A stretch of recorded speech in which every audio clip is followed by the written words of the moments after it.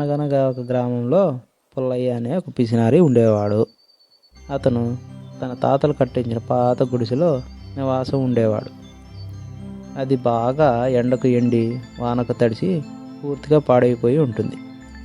అయినా సరే పుల్లయ్య ఆ గుడిసెలోనే బాగు చేయించుకోకుండా అలానే ఉంటాడు.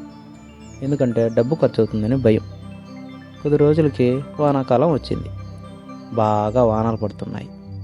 ఆ వానలకు గుడిసె మొత్తం కురుస్తుంది. పుల్లయ్య ఒక మూలను తడుచుకుంటూ గజగజ వణుకుతూ నిలబడ్డాడు. పొరుగింటి వాడైన మల్లయ్య వర్షం ఆగిపోయాక ఏదో పని మీద బయటికి వెళ్తూ ఉండగా వర్షానికి తడిచి గజగజ వణుకుతున్న పుల్లయ్య కనిపించాడు. మల్లయ్య ఆ పుల్లయ్య దగ్గరికి వచ్చి అతనితో ఇలా అంటాడు, ఏం పుల్లయ్య, ఎందుకు ఇంత బాధపడుతున్నావు? గుడిసెని బాగు చేయించుకోవచ్చు కదా అని అంటాడు. అప్పుడు పుల్లయ్య మల్లయ్యతో, నేను అలాగే చేయించుకోవాలనుకుంటున్నాను, కానీ ఈ వానల్లో పని ఏం జరుగుతుంది?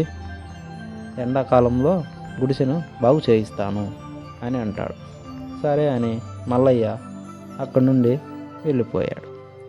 తర్వాత వానాకాలం పోయి కొద్ది రోజులకి ఎండాకాలం వచ్చింది. ఊరిలోని వారందరూ ఎవరు పనులు వారు చేసుకుంటూ ఉన్నారు.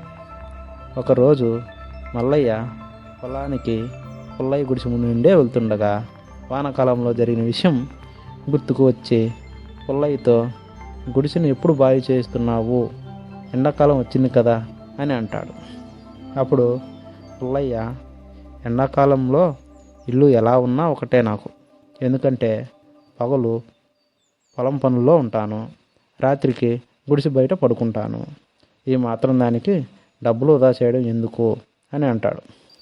పుల్లయ్య మాటలకి మల్లయ్య ఆశ్చర్యపోయి, వానాకాలం వానలు అంటావు, ఎండాకాలం అవసరం లేదు అంటావు, ఇక నీకు గుడిసె బాగైనట్టే అనుకుంటా అని అక్కడి నుండి వెళ్ళిపోతాడు.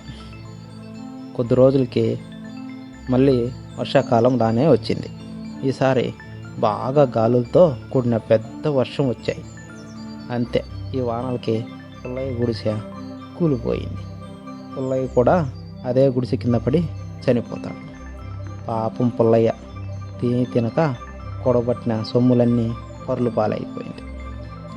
ఈ కథలో నీతి ఏమిటంటే, మనం సంపాదించే డబ్బుతో మన అవసరాలు కూడా తీర్చుకోకుండా అత్యాశకు పోయి దాచిపెట్టుకుంటూ అది చివరికి పరులు పాలవక తప్పదు. Thank you so much. Please like చేయండి, షేర్ చేయండి.